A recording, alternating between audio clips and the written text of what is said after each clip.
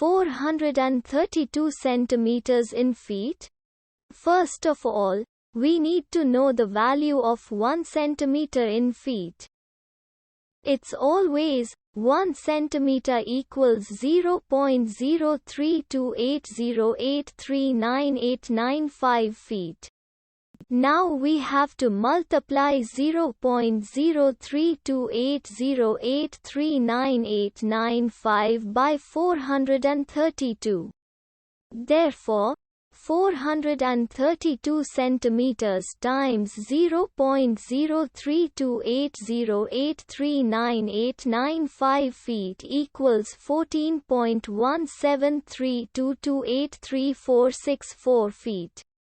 So, in other words, 432 centimeters equals 14.1732283464 feet. We hope you have enjoyed this video. Please like and subscribe to our channel for more videos like this.